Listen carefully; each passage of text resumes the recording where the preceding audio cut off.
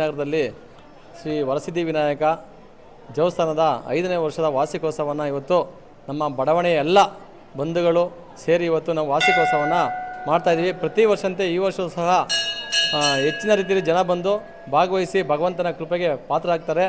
ಇನ್ನು ಭಗವಂತ ಹೆಚ್ಚಿನ ಅವರು ಶಕ್ತಿ ಕೊಡಲಿ, ಆಯುಷ್ಯ ಆರೋಗ್ಯ ಕೊಟ್ಟು ಈ ಬಡಾವಣೆಯ ನಾಗರಿಕರಿಗೆಲ್ಲ ಹೆಚ್ಚಿನ ರೀತಿಯಲ್ಲಿ ಆಶೀರ್ವಾದ ಮಾಡಲಿ ಅಂತ ನಾನು ಭಗವಂತನಲ್ಲಿ ಪ್ರಾರ್ಥನೆ ಮಾಡ್ತೀನಿ. ಏನು ಇವತ್ತು ಈ ಕಾರ್ಯಕ್ರಮದಲ್ಲಿ ಬೆಳಿಗ್ಗೆ ಪಂಚಾಮೃತ ಅಭಿಷೇಕ ಮತ್ತು ಹೋಮ ಮತ್ತು ಮಹಾಮಂಗಳಾರತಿ ಮತ್ತು ದಾಸೋಹ ಕಾರ್ಯಕ್ರಮವನ್ನು ನಡೀತಾ ಇದೆ. ಭಕ್ತಾದಿಗಳು ಹೆಚ್ಚಿನ ಸಂಖ್ಯೆಯಲ್ಲಿ ಬಂದು ಭಾಗವಹಿಸ್ತಾರೆ. ಅವ್ರಿಗೆ ಭಗವಂತ ಒಳ್ಳೇದು ಮಾಡಲಿ ಅಂತ ನಾನು ಈ ಸಂದರ್ಭದಲ್ಲಿ ಹೇಳೋಕ್ಕೆ ಇಷ್ಟಪಡ್ತೀನಿ. ನಾವು ಇವತ್ತು 2000 ಜನಕ್ಕೆ ಅನ್ನದಾಸೋಹ ಮಾಡಿದ್ದೀವಿ.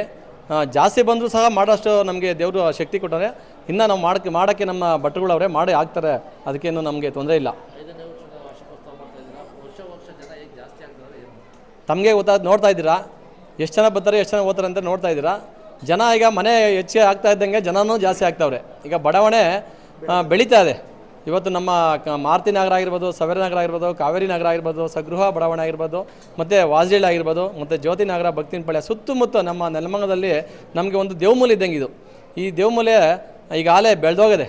ಇನ್ನು ಇಲ್ಲಿ ಬಂದು ಬೆಳೀಲಿ, ನಮ್ಮ ಏರಿಯಾ ಚೆನ್ನಾಗಿ ಇಂಪ್ರೂವ್ ಆಗಲಿ ಅಂತ ನಾನು ಈ ಭಗವಂತನಲ್ಲಿ ಎಲ್ಲರಲ್ಲಿ ನಾನು ಪ್ರಾರ್ಥನೆ ಮಾಡ್ಕೊತೀನಿ. ನಮ್ಗೆ ಇದೇ ಥರ ನಮ್ಮ ಬಡಾವಣೆಯ ಎಲ್ಲರೂ ಬಂಧುಗಳು ಸಹಕಾರ ಕೊಡಬೇಕು. ನಾವು ಇನ್ನೂ ಹೆಚ್ಚಿನ ರೀತಿಯಲ್ಲಿ ಕೆಲಸ ಮಾಡ್ತೀವಿ. ನಮ್ಮ ಸೇವಾಭಿವೃದ್ಧಿ ಟ್ರಸ್ಟಿಂದ ಇವತ್ತು ಈ ಕಾರ್ಯಕ್ರಮವನ್ನು ಹಮ್ಮಿಕೊಂಡಿದ್ದೀವಿ.